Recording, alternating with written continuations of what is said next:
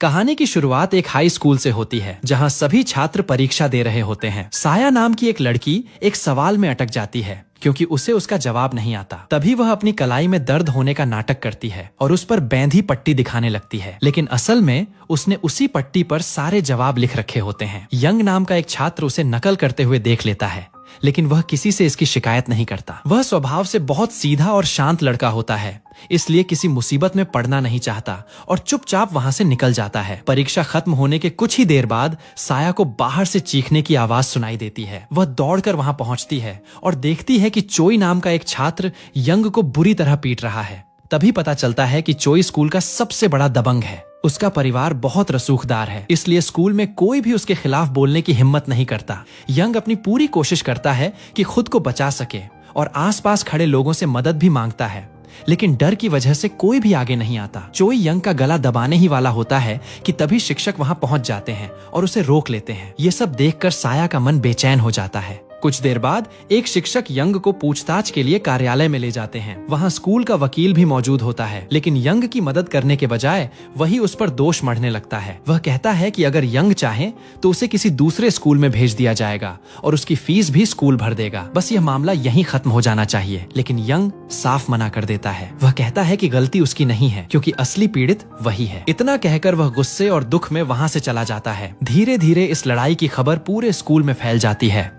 सभी छात्र आपस में यही बात करने लगते हैं कि चोई के ताकतवर परिवार की वजह से सजा शायद यंग को ही मिलेगी, क्योंकि यहाँ तक कि प्रधानाचार्य भी चोई से डरते हैं। कक्षा में शिक्षक पूछते हैं कि क्या किसी ने ये लड़ाई देखी थी, लेकिन डर के कारण कोई भी कुछ नहीं बोलता। कक्षा खत्म होने के बाद शिक्षक कक्षा अध्यक्ष होने के कारण साया से अलग से पूछते हैं कि आखिर गलती किसकी थी। साया कुछ पल चुप रहती है और फिर झूठ बोल देती है कि उसने कुछ नहीं देखा। बाद में जब उसकी मुलाकात यंग से होती है तो उसे अपने किए पर बहुत पछतावा होता है। यंग ने उसकी नकल की शिकायत नहीं की थी, लेकिन वो उसके लिए सच भी नहीं बोल सकी। यंग उदास होकर कहता है कि उसे लगा था साया बाकी लोगों से अलग है, लेकिन उसने भी उसे निराश कर दिया। इतना कहकर वह वहां से चला जाता है। साया भारी मन से वापस कक्षा में पहुंचती है। तभी उसे पता चलता है कि यंग ने स्कूल छोड़ने का फैसला कर लिया है। यह सुनकर सभी छात्र हैरान रह जाते हैं। एक हफ्ते बाद नए साल की पूर्व संध्या पर जॉन नाम का एक छात्र सबसे पहले स्कूल पहुंचता है। बर्फ में उसे कुछ पड़ा हुआ दिखाई देता है। जब वह पास जाकर देखता है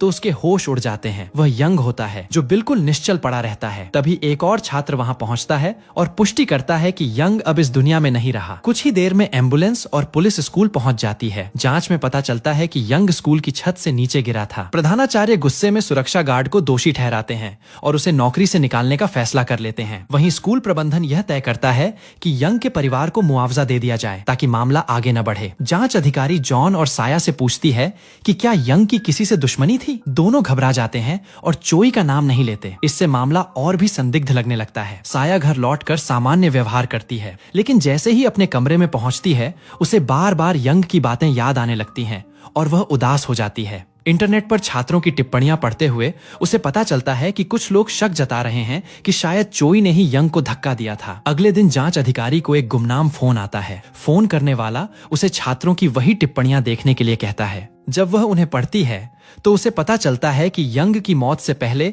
उसकी चोई के साथ लड़ाई हुई थी। इसके बाद वह फिर से मामले की जांच शुरू कर देती है। इसी बीच पता चलता है कि तेज रफ्तार से गाड़ी चलाने के कारण चोई पुलिस थाने में मौजूद है। जांच अधिकारी उससे पूछताछ करती है, लेकिन चोई घमंड से पेश आता है और किसी भी सवाल का जवाब देने से इनकार कर देता है। कुछ ही देर बाद उसका पिता वहां पहुंचता है। वह जांच अधिकारी को धमकाता है और चोई को अपने साथ लेकर चला जाता है। बाद में एक वकील भी जांच अधिकारी को चेतावनी देता है कि बिना अनुमति चोई से पूछताछ न की जाए। आखिरकार मामला बंद कर दिया जाता है और यंग की मौत को आत्महत्या घोषित कर दिया जाता है। इसके बाद चोई ऐसे स्कूल लौट आता है जैसे कुछ हुआ ही न हो। उसे देखकर सभी छात्र एक बार फिर उससे डरने लगते हैं। स्कूल में यंग की याद में एक श्रद्धांजलि सभा रखी जाती है। वहां मौजूद हर छात्र भावुक हो जाता है, लेकिन जॉन ये सब सहन नहीं कर पाता और बीच में ही वहां से चला जाता है। साया को उसकी चिंता होने लगती है। वह उसे फोन करती है, लेकिन कोई जवाब नहीं मिलता। थोड़ी देर बाद जॉन का एक विदाई संदेश आता है। उसे पढ़ते ही साया घबरा जाती है और तुरंत उसे ढूंढने निकल पड़ती है। आखिरकार वह जॉन को ढूंढ लेती है। वह अकेला बैठा रो रहा होता है। साया उसे दिलासा देती है और उसके साथ तब तक रहती है जब तक वह थोड़ा संभल नहीं जाता। अगले दिन साया के घर की घंटी बजती है। जब वह दरवाजा खोलती है तो बाहर कोई नहीं होता। वहां सिर्फ एक चिट्ठी पड़ी होती है। उसे पढ़ने पर पता चलता है कि एक छात्र ने नए साल की रात यंग को स्कूल की छत पर देखा था। उसने ये भी देखा था कि चोई और उसके दोस्त यंग के साथ मारपीट कर रहे थे, यानी यंग की मौत के पीछे चोई का हाथ हो सकता है। ये जानने के बाद साया सीधे जांच अधिकारी के पास जाती है और उसे पूरी सच्चाई बता देती है। इसके बाद जांच अधिकारी चुपचाप स्कूल के छात्रों से पूछताछ शुरू कर देती है। इसी दौरान कहानी में बड़ा मोड़ आता है। पता चलता है कि ज्यूरी नाम की एक छात्रा उस रात की प्रत्यक्ष गवाह थी, लेकिन डर की वजह से अब तक चुप रही। उधर एक पत्रकार भी इस मामले में दिलचस्पी लेने लगता है, क्योंकि वह सच्चाई सबके सामने लाना चाहता है। कुछ समय बाद एक वीडियो वायरल हो जाता है। उस वीडियो में ज्यूरी अपनी पहचान छिपाकर बताती है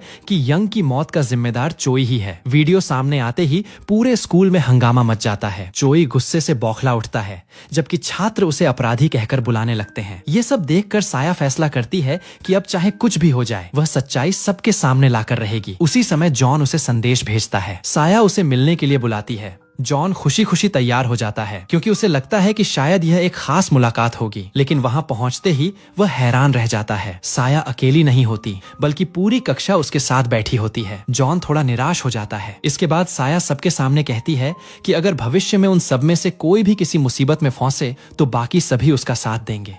वह चाहती है कि सब उससे यह वादा करें। इसी बीच जांच अधिकारी चोई और उसके दोस्तों से नए साल की रात के बारे में पूछताछ करती है। चोई कोई जवाब नहीं देता और अपने दोस्तों को भी साफ धमकी देता है कि कोई भी मुंह नहीं खोलेगा। जांच अधिकारी उसे समझाती है कि अगर वह सहयोग करेगा तो उसकी बेगुनाही साबित करने में मदद मिलेगी। लेकिन चोई साफ कह देता है कि उसे इस बात से कोई फर्क नहीं पड़ता कि लोग उसके बारे में क्या सोचते हैं। उसके जाने के बाद जांच अधिकारी को यकीन हो जाता है कि वह जरूर कुछ छिपा रहा है। अगले दिन कक्षा में सभी छात्र चोई की ही बातें कर रहे होते हैं। उनका मानना होता है कि यंग की मौत का सबसे बड़ा संदिग्ध वही है। तभी शिक्षक उनकी बातें सुन लेते हैं। वह उन छात्रों के नाम लिख लेते हैं और उन्हें सजा देने की बात करते हैं। साया अपने साथियों का पक्ष लेती है, लेकिन उसकी बेबाकी देखकर शिक्षक नाराज हो जाते हैं और उसका हाथ पकड़कर उसे कार्यालय ले जाने की कोशिश करते हैं। तभी दूसरे छात्र ये सब अपने फोन में रिकॉर्ड करने लगते हैं। साया इसी मौके का फायदा उठाकर कहती है कि अब सच्चाई उन्हें खुद ही पता लगानी होगी। यह जानना जरूरी है कि यंग ने खुद छलांग लगाई थी या फिर चोई ने उसे धक्का दिया था। यह सुनकर शिक्षक और भी ज्यादा गुस्सा हो जाते हैं। तभी जॉन आगे आता है और साया का बचाव करता है। बाद में वह साया को स्कूल के चिकित्सा कक्ष में ले जाता है। साया उसका धन्यवाद करती है और उससे कहती है कि इस बारे में किसी को कुछ न बताए। लेकिन उसी दिन साया की माँ कार्यालय में वह वीडियो देख लेती हैं और घर लौटते ही उससे नाराज हो जाती हैं। रात में वह साया को जगाकर डांटती हैं और कहती हैं कि उसे यंग के मामले से दूर रहना चाहिए। लेकिन साया मना कर देती है। वह कहती है कि उसने अपनी आंखों से लड़ाई देखी थी, फिर भी डर के कारण चुप रही। यही बात उसे अंदर ही अंदर परेशान कर रही है, इसलिए अब वह सच्चाई जानकर ही रहेगी। उसके माता पिता उसे समझाते हैं कि यह मामला पुलिस पर छोड़ देना चाहिए, लेकिन साया उनकी बात नहीं मानती। कुछ देर बाद जॉन उसे संदेश भेजता है और कहता है कि वह इस जांच में उसका साथ देगा। इसके बाद दोनों मिलकर सबूत जुटाने की शुरुआत कर देते हैं। अगले दिन साया प्रधानाचार्य से मिलती है और कहती है कि स्कूल में एक छात्र अदालत आयोजित की जानी चाहिए ताकि यंग की मौत की सच्चाई सामने आ सके। प्रधानाचार्य इस प्रस्ताव को ठुकरा देते हैं। तब साया कहती है कि अगर ऐसा नहीं हुआ तो वह शिक्षकों के खिलाफ मामला दर्ज कराएगी। यह सुनकर प्रधानाचार्य चौंक जाते हैं। फिर वह कहते हैं कि अगर साया बाकी छात्रों का समर्थन जुटा लेती है तो वह इस छात्र अदालत की अनुमति दे देंगे। साया तुरंत कक्षा में जाकर सबको इसके बारे में बताती है, लेकिन कोई भी उसका साथ नहीं देता। सभी की पढ़ाई पूरी होने वाली होती है और कोई भी आखिरी समय में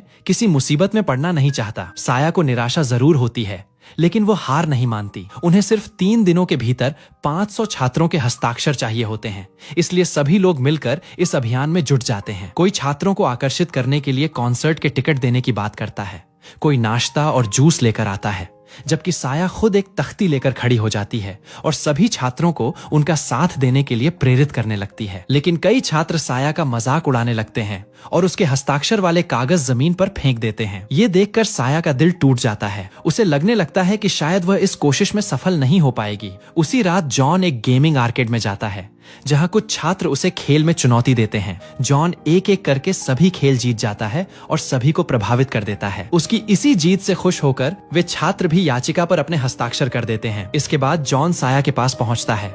साया रो रही होती है क्योंकि समय सीमा लगभग खत्म होने वाली होती है। तभी उसकी नजर हंग द्वारा आयोजित एक कॉन्सर्ट के विज्ञापन पर पड़ती है।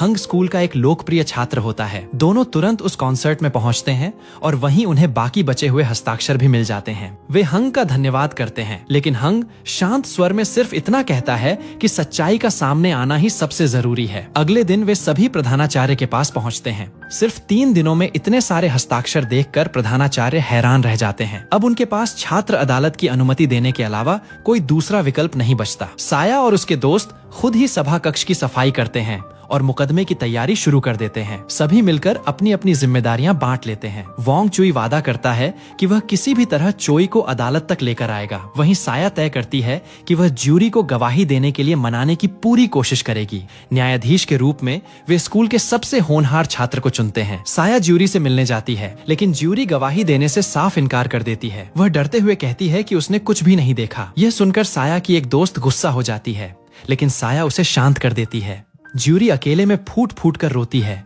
क्योंकि वह चोई से बेहद डरी हुई होती है। कुछ समय बाद साया को पता चलता है कि ज्यूरी की मां ने एक वीडियो जारी किया है जिसमें वह सारे आरोपों से इनकार करती हैं। इससे साफ हो जाता है कि ज्यूरी अदालत में गवाही नहीं देगी। उसी समय एक पत्रकार उनके पास आता है और कहता है कि वह इस मामले में उनकी मदद करेगा। वह उन्हें एक शिक्षक का वीडियो दिखाता है जिसे अपने किए पर पछतावा है और जो छात्र अदालत में गवाही देने के लिए तैयार हो चुका है। ये देखकर सभी के अंदर फिर से थोड़ी उम्मीद और हिम्मत जाग जाती है। बाद में सभी लोग साथ में रात का खाना खाने जाते हैं, लेकिन हंग उनके साथ नहीं जाता। वह सीधे उस क्लब में पहुंचता है जहां चोई और उसके दोस्त मौजूद होते हैं। हंग चोई से कहता है कि उसे छात्र अदालत में आना चाहिए। वह यह भी कहता है कि वह उसका वकील बनेगा और उसका पक्ष रखेगा। चोई उसकी बात का मजाक उड़ाता है और आने से मना कर देता है, लेकिन जब हंग कहता है कि उसे लगता है शायद चोई निर्दोष हो सकता है और अगर ऐसा है तो उसे अदालत में आकर खुद यह साबित करना चाहिए, तब चोई कुछ पल के लिए चुप हो जाता है। फिर भी वह गुस्से में हंग को थप्पड़ मार देता है, उसे धमकी देता है और वहां से चला जाता है। जब चोई अपने घर पहुंचता है तो देखता है कि उसका पिता बेहद गुस्से में है। घर की दीवारों पर किसी ने लिख दिया होता है कि उसका बेटा एक हत्यारा है। यह देखकर चोई परेशान हो जाता है। वह घर छोड़कर फिर से उसी क्लब की तरफ चला जाता है। इस दौरान उसकी माँ उसे लगातार फोन करती रहती है, लेकिन वह एक भी कॉल नहीं उठाता। उधर एक रहस्यमय व्यक्ति चोई के घर में घुसता है और वहां आग लगा देता है। कुछ ही समय में पूरा घर आग की लपटों से घिर जाता है। जब चोई को इस हादसे की खबर मिलती है तो वह तुरंत घर की ओर भागता है। वहां पहुंचकर वह देखता है कि दमकल की गाड़ियां आग बुझाने की कोशिश कर रही हैं। बाहर उसकी दादी उसे बताती हैं कि उसकी माँ अभी भी घर के अंदर फांसी हुई हैं। ये सुनते ही चोई पूरी तरह टूट जाता है। वह अपनी माँ को बचाने के लिए आग के बीच अंदर भागने की कोशिश करता है, क्योंकि उसकी माँ ही अकेली ऐसी इंसान थी जिन्होंने हमेशा उसके साथ प्यार से व्यवहार किया था। लेकिन दमकल कर्मी उसे रोक लेते हैं। उसी समय घर के अंदर एक जोरदार विस्फोट हो जाता है। जब साया को इस पूरी घटना के बारे में पता चलता है तो वह घबरा जाती है। उसे लगता है कि शायद ये सब उस वायरल वीडियो की वजह से हुआ है। फिर उसे डर सताने लगता है कि कहीं चोई अब ज्यूरी से बदला लेने न पहुंच जाए। यही सोचकर वह तुरंत ज्यूरी के घर की ओर दौड़ पड़ती है। वहां पहुंचते ही वह देखती है कि चोई दरवाजे पर जोर जोर से चोट कर रहा है और लगातार चिल्लाकर ज्यूरी को बाहर आने के लिए कह रहा है ताकि वह उससे बदला ले सके। इस पूरे घटनाक्रम के दौरान चोई की दादी की भी जान चली जाती है। साया उसके सामने आकर उसे शांत करने की कोशिश करती है। वह समझाती है कि ज्यूरी का इस हादसे से कोई लेना देना नहीं है, लेकिन चोई गुस्से और दुख में इतना डूब चुका होता है कि वह साया पर हाथ उठाने ही वाला होता है। तभी जॉन वहां पहुंच जाता है। वह चोई को पीछे खींचता है और उससे भिड़ जाता है। इसी दौरान ज्यूरी की माँ बाहर आती हैं। वह उन पर पानी फेंकते हुए रोने लगती हैं और चिल्लाकर कहती हैं कि उनकी बेटी को अकेला छोड़ दिया जाए, क्योंकि वह पहले ही बहुत कुछ झेल चुकी है। ये देखकर बाकी छात्र नाराज हो जाते हैं कि उन्होंने साया के साथ ऐसा व्यवहार किया, लेकिन साया उन्हें शांत करते हुए कहती है कि ज्यूरी की माँ सिर्फ अपनी बेटी की चिंता में परेशान है। ये सब ज्यूरी खिड़की से खड़ी होकर देख रही होती है। कुछ ही देर बाद जांच अधिकारी वहां पहुंचती है और स्थिति को संभालने के लिए चोई को अपने साथ ले जाती है। बाद में साया अकेले बैठकर इन सभी घटनाओं के बारे में सोचती है और उसकी आंखों से आंसू निकल आते हैं। उसी समय हंग उसे गुमनाम तरीके से हौसला बढ़ाने वाले संदेश भेजता है। फिर जॉन उसके पास आता है और उसे एक गर्म पेय देता है ताकि उसका मन थोड़ा हल्का हो सके। जॉन की इस परवाह को देखकर साया भावुक हो जाती है और उसका धन्यवाद करती है। इसके बाद दोनों अपने बाकी दोस्तों के पास लौट आते हैं। सभी परेशान होते हैं, क्योंकि छात्र अदालत में अब सिर्फ 2 दिन बचे हैं और उन्हें अब तक समझ नहीं आ रहा कि आगे क्या किया जाए। तभी हंग सबको चौंकाते हुए बताता है कि उसने चोई को प्रतिवादी के रूप में छात्र अदालत में आने के लिए मना लिया है। उसी समय एक युवक वहां आता है और कहता है कि उसे साया से मिलना है। वह अपना परिचय यंग के बड़े भाई के रूप में देता है। वह कहता है कि यंग ने अपनी जान खुद नहीं ली थी। इसके बाद वह साया को एक लिफाफा देता है और कहता है कि इसमें ऐसा सबूत है जिसका इस्तेमाल वह छात्र अदालत में कर सकती है। यह सुनकर साया बेहद उत्साहित हो जाती है। घर पहुंचने के बाद वह उस लिफाफे को खोलना चाहती है, लेकिन फिर अपना मन बदल लेती है। वह तय करती है कि इसे सीधे छात्र अदालत के दौरान ही खोलेगी। दूसरी ओर ज्यूरी अपनी थेरेपी का सत्र पूरा करके बाहर निकलती है, जहां एक छात्र उसे देखकर प्रतिक्रिया देता है। घर लौटते समय ज्यूरी अपनी माँ से कहती है कि वह स्कूल नहीं बदलेगी। वह कहती है कि उसने कोई गलती नहीं की है, तो फिर उसे भागने की क्या जरूरत है। इतना कहकर वह गाड़ी से उतर जाती है। कुछ देर बाद उसे साया का संदेश मिलता है, जिसमें लिखा होता है कि छात्र अदालत कल होने वाली है और उसे वहां जरूर आना चाहिए। उधर जॉन अपने घर पर होता है। तभी उसकी माँ को छात्र अदालत के बारे में पता चल जाता है। वह जॉन पर गुस्सा करती हैं और उसे इस पूरे मामले से दूर रहने के लिए कहती हैं, लेकिन जॉन मना कर देता है। उसकी माँ उसे रोकने की कोशिश करती हैं, फिर भी वह उनके पास से निकलकर घर छोड़ देता है। वह अकेले सड़कों पर भटकता रहता है। उसके मन में कई तरह की उलझनें चल रही होती हैं। कुछ समय बाद हंग उसे ढूंढ लेता है और अपने घर ले जाता है। वह जॉन को अपना बिस्तर देता है। जॉन उसका धन्यवाद करता है और थकान की वजह से वहीं सो जाता है। अगले दिन आखिरकार छात्र अदालत की कार्यवाही शुरू हो जाती है। सब कुछ पहले से बनाई गई योजना के अनुसार चलता है। वहाँ छात्रों के साथ उनके माता पिता भी मौजूद होते हैं, लेकिन न्यायाधीश की माँ इस पूरी कार्यवाही को गंभीरता से नहीं लेती और इसे बच्चों का खेल कह देती हैं। ये सुनकर न्यायाधीश अपनी माँ को बाहर ले जाता है। कुछ ही देर बाद चोई प्रतिवादी के रूप में वहाँ पहुँच जाता है, जिससे यह साफ हो जाता है कि वह सचमुच छात्र अदालत में शामिल होने आया है। इसके बाद साया चोई पर आरोप लगाते हुए कहती है कि यंग किसी मानसिक परेशानी से नहीं जूझ रहा था। असल वजह यह थी कि चोई उसे लगातार प्रताड़ित करता था, जिसके कारण उसने स्कूल आना तक छोड़ दिया था। साया चोई पर सीधे आरोप लगाती है कि उसी ने यंग को छत से धक्का दिया था। यह सुनते ही चोई गुस्से में आ जाता है और सारे आरोपों से साफ इनकार कर देता है। तभी हंग चोई के बचाव पक्ष के वकील के रूप में सामने आता है और जांच अधिकारी को गवाही के लिए बुलाता है। जांच अधिकारी बताती है कि अब तक मिले सबूतों के अनुसार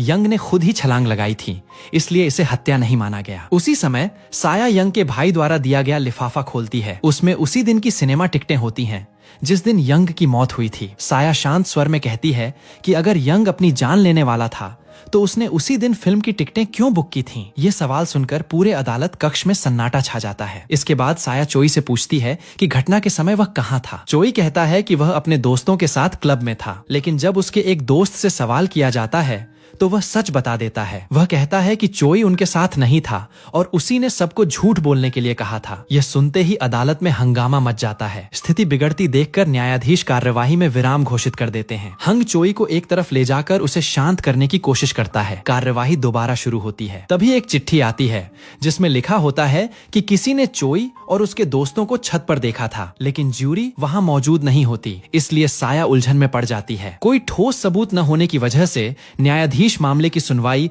अगले दिन तक टाल देते हैं। सुनवाई खत्म होने के बाद साया और उसके दोस्त आगे का रास्ता सोच रहे होते हैं। तभी भेष बदलकर ज्यूरी वहां पहुंचती है। वह कहती है कि उसकी एक दोस्त ने पूरी घटना अपनी आंखों से देखी थी और वह उसी की तरफ से गवाही देना चाहती है। वह उन्हें सारी जानकारी लिखी हुई एक पर्ची देती है, लेकिन साया बार बार उससे असली सच बताने के लिए कहती रहती है। आखिरकार ज्यूरी टूट जाती है। वह स्वीकार करती है कि पूरी घटना उसी ने अपनी आंखों से देखी थी। फिर वह पर्ची फाड़ देती है और कहती है कि वह अपनी जान जोखिम में नहीं डाल सकती। इतना कहकर वह वहां से चली जाती है। साया उसके पीछे दौड़ती है, लेकिन उसे रोक नहीं पाती। वह जॉन से कहती है कि उसे पूरा यकीन है कि ज्यूरी अभी भी कुछ छिपा रही है और उन्हें सच्चाई की पुष्टि करनी होगी। उधर चोई अपने उस दोस्त पर भड़क उठता है जिसने उसका साथ नहीं दिया था। वह बदला लेने के इरादे से उसे ढूंढने निकल पड़ता है, लेकिन तभी उसका पिता आकर उसे जबरदस्ती घर ले जाता है। हंग ये सब देख लेता है और समझ जाता है कि चोई के साथ उसके घर में भी अच्छा व्यवहार नहीं होता। उस रात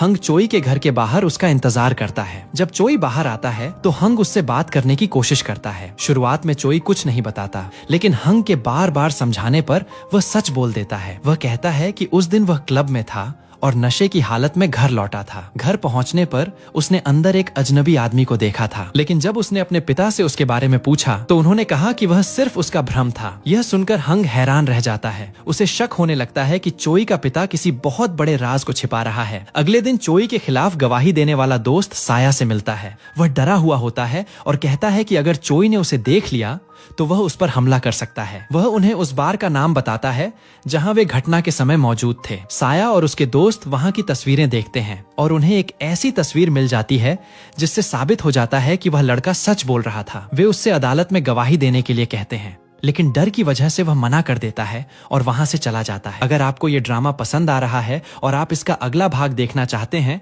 तो वीडियो को लाइक जरूर करें और कमेंट में पार्ट 2 इंच लिखें।